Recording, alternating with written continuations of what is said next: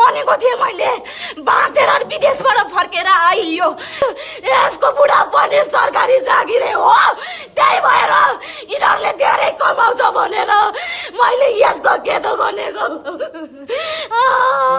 आजको दिनबाट तेरो सबै खेदो नष्ट भएको छ सुनिस थाहा भइ यसलाई विदेशमा मैले धेरै सताए बल्ल बल्ल बाँचेर आए त विदेशबाट आउने दुष्ट त डाको आत्मा होइन छाती टाउको ढाड सबै उथल पुथल बनाउने मै हो परमेश्वर डाएर बस्छ भने आगो हुन्छ त्यो आगोमा तेरो शक्ति जलिसक्यो यसलाई मैले नेपालमा पनि त्यसको म मार्छु बौलाएर हिँडाउँछु भनेको थिएँ यहाँ आएर बची छ यो तेरो पनि परमेश्वर हो बुझिस त घमण्ड भएर त पत्ता नभएको तर यो 1:5 के भन्नुमा छ त्यहाँ चाहिँ परमेश्वर चाहिँ ज्योति हुनुहुन्छ अन्धकारमा ज्योति चम्किन्छ त्यस कारणले यो छोरीलाई परमेश्वरले चम्काइसक्नु भएको छ हो कि भन त आँखा खोल्न सकेन होइन हो कस्तो लाग्यो डर पो है अब दुष्टहरू कहाँ खोल्न सक्छ त ज्योतिमा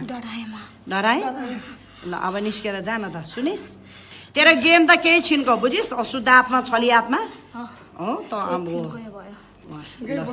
हो एकछिनकै भयो नि त अब गइसक्यो अन्धकार जलिसक्यो रेबा हात राबैसी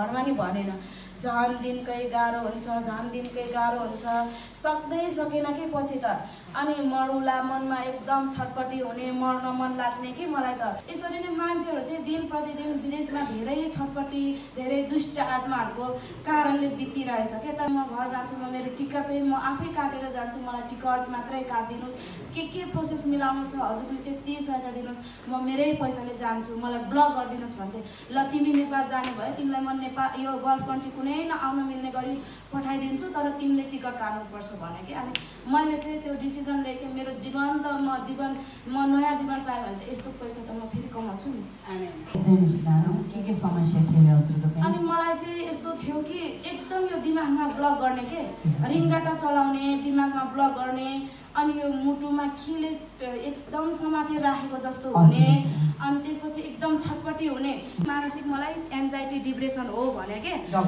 डक्टरले म त्यहाँ पनि गएँ त्यहाँ मलाई सन्चो भएको जस्तो फिलै भएन के मलाई चाहिँ यही ठाउँबाट यो जिजस टिभी नेपालद्वारा नै म सन्चो हुन्छु भनेर मैले मेरो मनमा त्यही विश्वास थियो के म हस्पिटललाई चाहिँ गएन म त्यो दिनमा हस्पिटल जानै पर्ने थियो फलोअपमा तर म त्यो दिनमा गएन 14 दिन ठ्याक्कै पुगेको थियो अनि म गएन यहाँ आइसकेपछि यहाँको प्रार्थनाले मलाई काम गर्यो मलाई त काम गरेपछि खुसी लाग्यो नि त म नयाँ जीवन पाएको छु मैले हस्पिटलको औषधि किन खान्छु मलाई यही सन्चो हुन्छ भने त यहाँ आएँ रेगुलर आएँ मेरो घरबाट मैले रिक्वेस्ट गरेर 24 घण्टाको प्रार्थना पनि यो फास्टिङमा बसेँ त्यसपछि म त्यो 24 घण्टाको फास्टिङमा बसेपछि झन् मलाई सन्चो भयो के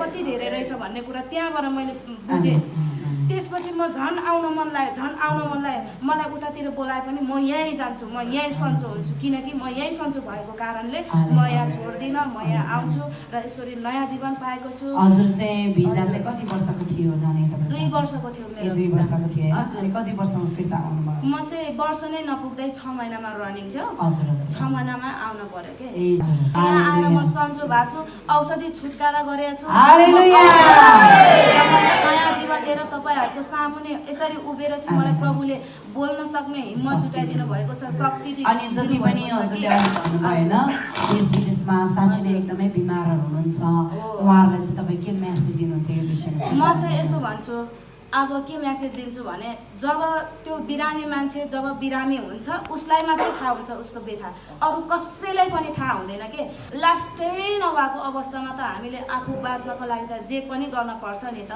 त्यसको निम्ति चाहिँ तपाईहरु चाहिँ यस्तो गर्नुस् कि तपाईहरुले त्यो रोगहरुलाई थिचेर नराख्नुस् मेडिकल पनि जानुहुन्छ भने जानुस् चेक गराउनुस् होइन त्यस्तो कुरामा रोकछेक छैन। तपाईँलाई दुष्टहरूले पनि सताउन सक्छ, दुष्टहरूले धेरै खेलहरू खेल्ने रहेछ। म यहाँ आएपछि सबै कुरा थाहा पाएँ। मलाई भएको जस्तै तपाईँहरूलाई नभएको भन्न सक्दिनँ, हुन्छ सबैलाई हुन्छ कि यो कुरा, तर तपाईँको जीवनलाई चाहिँ मरणमा रूपान्तरण नगर्नुहोस्। तपाईँ आउनुहोस् सही ठाउँमा। यहाँको यो जिजस टिभीले मलाई जसरी बचाउनु भएको छ त्यसरी नै तपाईँहरूले पनि यहाँ कन्ट्याक्ट गरेर उहाँहरूको युट्युब च्यानल पनि रहेछ। म नयाँ थिएँ, थाहा थिएन, अहिले थाहा भयो।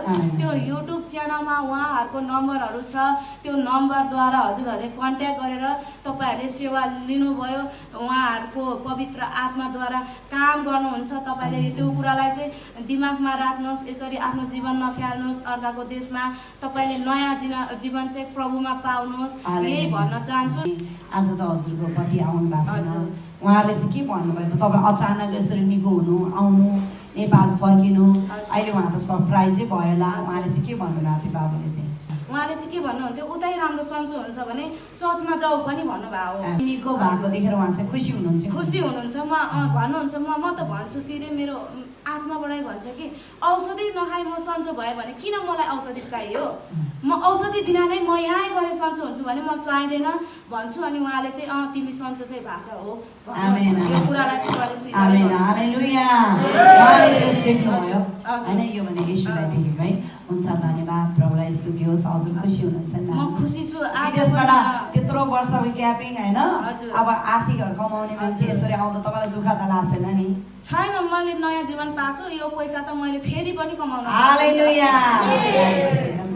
मेरो जीवन त उतै बस्यो भने जान्थ्यो। मलाई 100% थाहा थियो। मैले त्यो धामी झाँक्री लाउँदा पनि भएन। लास्ट टाइममा चाहिँ म प्रार्थना गरेर सन्चो हुन्छु। मेरो मनले दिएपछि अब लास्टमा चाहिँ एकचोटि प्रभुलाई म विश्वास गर्छु, उहाँले जीवन दिनुहुन्छ भने म यहाँसम्म आएँ, म जीवित छु। तपाईँहरूको अगाडि यसरी बोल्ने हिम्मत दिनुभयो, म एकदम खुसी छु, एकदम आशिषित हुनुहुन्छ। हजुर, म आशिषित छु। धन्यवाद। धन्यवाद।